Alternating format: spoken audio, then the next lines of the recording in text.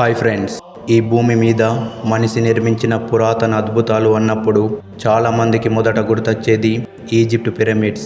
వేల సంవత్సరాల క్రితం అసలు ఎలాంటి ఆధునిక టెక్నాలజీ లేకుండానే ఎలా ఈ భారీ నిర్మాణాలు సాధ్యమయ్యాయి అనేది ప్రపంచానికి ఇప్పటికీ అంతుపట్టని ఒక పెద్ద ప్రశ్నగానే మిగిలింది.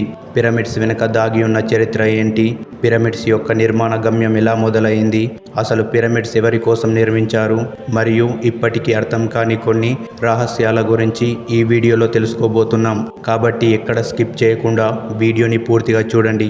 మరి ఇంకెందుకు ఆలస్యం, 4500 సంవత్సరాల వెనక్కి వెళ్ళి ఈజిప్ట్ పిరమిడ్స్ యొక్క అద్భుత నిర్మాణాలను చూద్దాం రండి. ఇక ఏమాత్రం ఆలస్యం చేయకుండా లెట్స్ స్టార్ట్ టుడేస్ ఎపిసోడ్.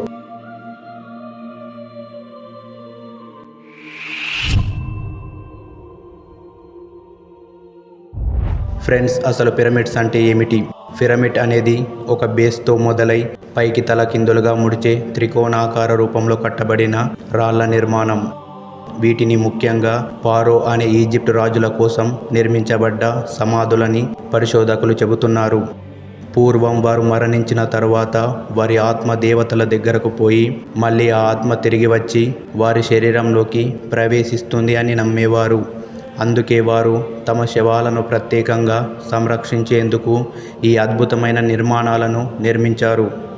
ఈ పిరమిడ్స్ కొన్ని వేల సంవత్సరాలుగా ఎండలను, వరదలను మరియు కాలం ప్రభావాన్ని తట్టుకొని ఇప్పటికీ నిలిచి ఉండటం ఒక అద్భుతమని చెప్పాలి. ఈజిప్టులో అత్యంత ప్రసిద్ధి చెందిన pyramid the great pyramid of the Giza. దీనిని ఫారో రాజు అయిన కూపు కోసం సుమారు క్రీస్తు పూర్వం 2500 ప్రాంతంలో నిర్మించారు. ఈ పిరమిడ్ ఎత్తు సుమారు 146 మీటర్లు ఉండేది, అంటే ఒక 40 అంతస్తుల భవనం ఎత్తుతో సమానం. కానీ ఇప్పటి పరిస్థితుల్లో ఇది కొంచెం తగ్గి 138 మీటర్ల దాకా వచ్చింది. గీజా వద్ద మొత్తం 3 ఫరోల పిరమిడ్లు ఉన్నాయి. ఇవి కూపు, కాప్రే మరియు మెంకురే అనే ఈజిప్టు రాజుల కోసం నిర్మించబడ్డాయి. ఇవి నైలు నది సమీపంలో ఉన్న ఒక వాలుగా కనిపించే గొప్ప నిర్మాణ సముదాయం. వీటిని పెద్ద పెద్ద రాతి బండలతో నిర్మించారు. ఒక్కో రాయి బరువు సుమారు 2 టన్నుల నుండి 15 టన్నుల వరకు ఉంటుంది. రాళ్లను సరైన క్రమంలో పేర్చి సమానమైన కొలతలతో నిర్మించారు. కానీ వీటి నిర్మాణానికి ఎలాంటి సిమెంట్ వాడలేదు. అయితే ఇప్పుడు మన మనసులో ఒక ప్రశ్న తడుతుంది. 2500 సంవత్సరాల క్రితం అసలు ఎలాంటి ఆధునిక టెక్నాలజీ, క్రేన్లు లేకుండా ఇంతటి భారీ నిర్మాణం ఎలా సాధ్యమైంది? గొప్ప పరిశోధకుల అభిప్రాయం ప్రకారం దాదాపు 20,000 నుంచి 30,000 మంది కార్మికులు ఈ పనిలో పాల్పంచుకున్నారని అంటారు. వారు చాలా శ్రమించి గట్టి ర్యాంపు విధానంతో రాళ్లను పైకి లాగి ఈ నిర్మాణాన్ని కట్టారని భావిస్తారు. కానీ ఎటువంటి నిర్మాణ పద్ధతి వివరాలు ఇప్పటికి 100% స్పష్టంగా లేవు. ఇంకొంతమంది అసాధారణ వాదనలు చేస్తారు. వీటిని విదేశీ జీవులు అంటే ఏలియన్లు నిర్మించి ఉంటారని అంటారు. కానీ ఇది శాస్త్రీయ ఆధారాలు లేని ఊహ మాత్రమే. ఇప్పటికే ఈజిప్ట్ పిరమిడ్స్ పైన చాలా వార్తల ప్రచారాలు చలామణి అవుతున్నాయి.